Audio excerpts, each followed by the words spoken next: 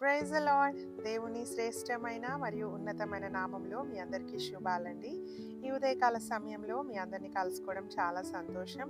ప్రియ సహోదరి సహోదరుడా, దేవుని సేవకుడు, దేవుని పరిచారకులు ఎలా ఉండాలి అని మనం చూస్తే, చాలాసార్లు దేవుని సేవకులు ఎలా ఉంటారంటే కేవలము దీవెనల గురించి వర్ణిస్తారండి. మీకు దేవుడు దీవిస్తాడు, మిమ్మల్ని ఆశీర్వదిస్తాడు, మీకు అది ఇస్తాడు, ఇది ఇస్తాడు, ఇలా చేస్తాడు, మీ కుటుంబాన్ని దేవుడు వర్ధిల్ల చేస్తాడు అని ఎప్పుడు కూడా దీవెనల గురించే వారు బోధిస్తూ ఉంటారు.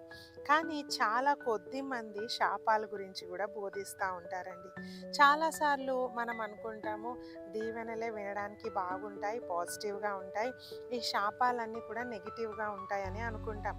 కానీ ఈ శాపాల గురించి మనం తెలుసుకోకపోతే మనం నీతిగా న్యాయంగా ఈ లోకంలో ఎలా బ్రతుకుతామండి?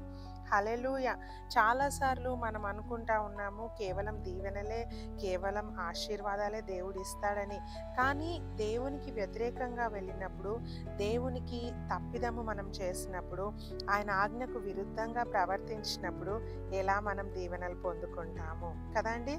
సో నిజమైన దైవ సేవకుడు ఎలా ఉండాలి అంటే శాపాల గురించి కూడా బోధించాలా, దీవెనలు కూడా బోధించాలా.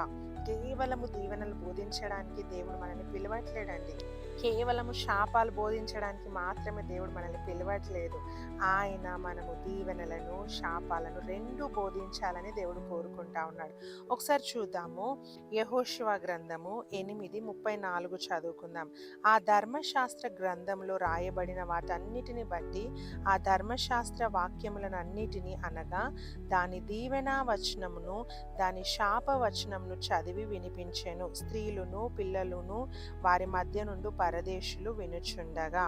సో చూడండి, ఇక్కడ యెహోషువ ధర్మశాస్త్రంలో ఉన్న శాపాలను, ధర్మశాస్త్రంలో ఉన్న దీవెనలను అన్నీ చదివి వినిపించాడంటండి. ఏది వదిలిపెట్టలేదు, ఏది కవర్ చేయలేదు, ఏది దాచిపెట్టలేదు. దేవుని మాట వింటే మీరు దీవెన పొందుకుంటారు, దేవుని మాటకు వ్యతిరేకంగా వెళ్తే మీరు శాపాన్ని పొందుకుంటారని ఖచ్చితంగా యెహోషువ బోధించాడండి.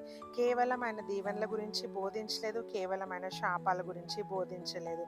యాజ్ ఎ క్రిస్టియన్, ఒక క్రైస్తవురాలిగా మనం కేవలము దీవెనల గురించి ఆలోచన చేయొద్దండి. శాపాల గురించి కూడా తెలుసుకోవాలా. దేవునికి వ్యతిరేకంగా వెళ్తే దేవుడు ఎలా మనల్ని పనిష్ చేస్తాడో కూడా మనం తెలుసుకోవాలా. అప్పుడే మనము నీతిగా, న్యాయంగా, నిజాయితీగా ఈ లోకంలో బ్రతకగలుగుతాం. అండ్ అట్టి వారిని దేవుడు దీవిస్తాడండి. మనం ఏం చేసినా దేవుడు దీవిస్తాడు అని అనుకోవడం మూర్ఖత్వము.